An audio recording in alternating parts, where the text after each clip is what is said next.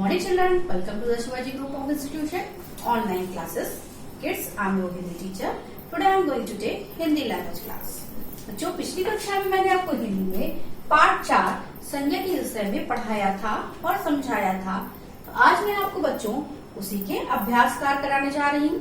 तो सभी बच्चे अपनी हिंदी लैंग्वेज की बुक निकालेंगे और पेज संख्या 21 खोलेंगे यानी 21 ओपन करेंगे और अभ्यास 2 सही विकल्प पर सही का निशान लगाइए करना शुरू करते हैं। का है किस भाववाचक संज्ञा शब्द का निर्माण ई जोड़कर हुआ है? ऑप्शन है 1 गर्मी, नंबर 2 पशुता, नंबर 3 निजित्व। तो इसमें ई किसमें जुड़ा है बच्चों? गर्मी। गर्म में ई लग गया तो क्या हो गया ये? गर्मी। तो कौन सा इसमें ऑप्शन सही है? का ऑप्शन 1 गर्मी करेक्ट आंसर है। तो आप पहले वाले में टिक लगाएंगे। खा है कौन सा शब्द व्यक्तिवाचक संज्ञा नहीं है? ऑप्शन है 1 यमुना, ऑप्शन 2 नगर, ऑप्शन 3 अमेरिका। इसमें ऑप्शन 2 सही है, नगर। नगर व्यक्तिवाचक संज्ञा नहीं है। गा है सोना, चांदी शब्द किस संज्ञा के उदाहरण हैं? आपको मैंने पढ़ाया था 5 संज्ञा भेद पढ़ाए थे। कौन कौन से? जातिवाचक, व्यक्तिवाचक, भाववाचक, द्रव्यवाचक, समूहवाचक। सोना चांदी किसके अंतर्गत पढ़ाया था? द्रव्यवाचक संज्ञा के अंदर। ऑप्शन क्या है? व्यक्तिवाचक, 2 द्रव्यवाचक, 3 जातिवाचक। तो कौन सा सही है? 2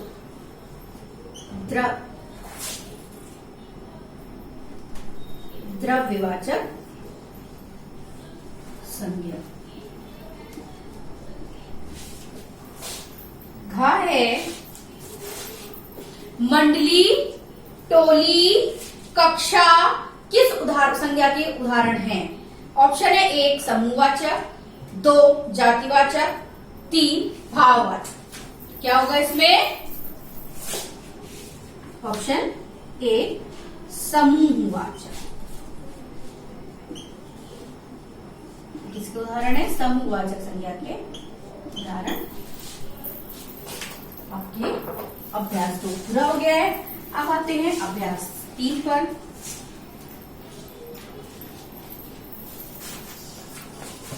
अभ्यास 3 में क्या है बच्चों? निम्नलिखित वाक्यों में संज्ञा शब्द निम्नलिखित वाक्यों में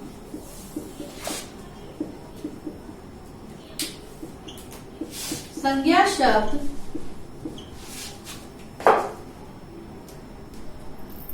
रेखांकित कीजिए और उसका भेद भी लिखिए।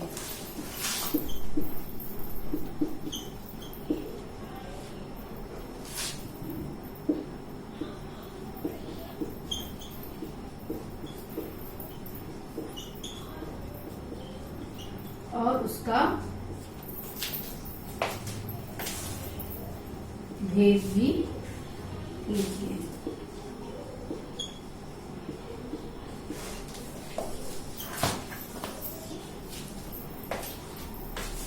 का है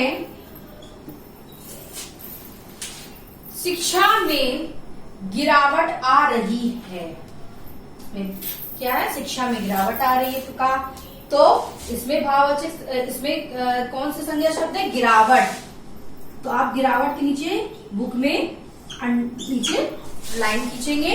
अब गिरावट कौन सी संज्ञा है? इसका संज्ञा का भेद भी लिखना है हमको। तो ये कौन सी संज्ञा है? ये भाववाचक संज्ञा है। ये कौन सी संज्ञा है? तो आपकी जो स्पेस दिया हुआ है उसके आगे आप लिखेंगे भाववाचक संज्ञा। फिर आते हैं खा पर। सुरेश और रमेश चले गए। सुरेश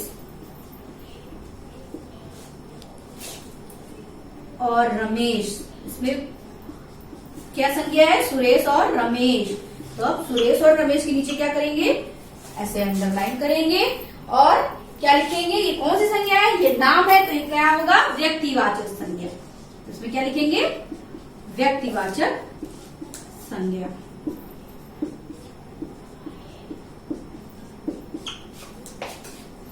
गा है पेड़ पौधे पशु पक्षी सभी थे। पेड़ पौधे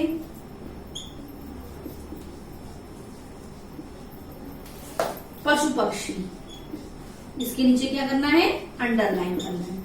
पेड़ पौधों के नीचे भी और पशु पक्षी के नीचे भी। ये क्या है? संज्ञा है। अब ये है कौन सी संज्ञा? इसका भेद बताना है। तो ये जातिवाचक संज्ञा के अंतर्गत आएगा। किसके अंतर्गत आएगा? जातिवाचक संज्ञा के। अब है घा पर वीरता की पूजा होती है। क्या है? वीरता की पूजा होती है। तो इसमें एक संज्ञा क्या है? वीरता। ये कौन सी संज्ञा है बच्चों? ये भाववाचक संज्ञा है। ये कौन सी संज्ञा है? भाववाचक संज्ञा है। फिर है नदी पर्वत से निकलती है। अगला है नदी पर्वत से निकलती है। तो इसमें नदी और पर्वत क्या है? संज्ञा शब्द है, तो उसके नीचे आपको अंडरलाइन करनी है। अब ये है कौन सी संज्ञा? उसका भेद लिखना है। तो ये जातिवाचक संज्ञा है। कौन सी संज्ञा है? ये जातिवाचक संज्ञा है। अब आते हैं अभ्यास 4 पर। अभ्यास 4 क्या है?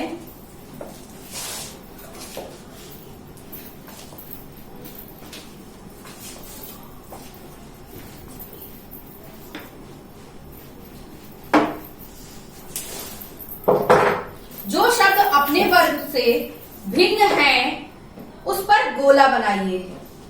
4 क्या है? जो शब्द अपने वर्ग से भिन्न है उन पर गोला बनाइए।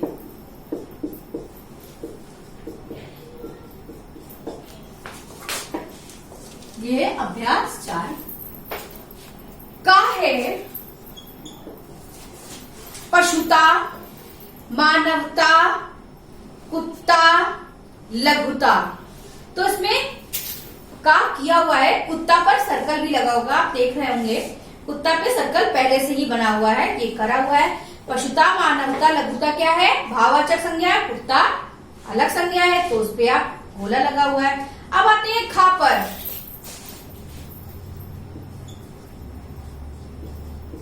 ये पहले से ही किया हुआ था। अब खा है ईरान, भारत, जापान, शहर। इसमें अलग क्या है बच्चों? शहर। क्योंकि ईरान, जापान ये सब देश के नाम दिए हुए हैं, शहर कोई नाम मतलब देश का नाम नहीं है। अब है गा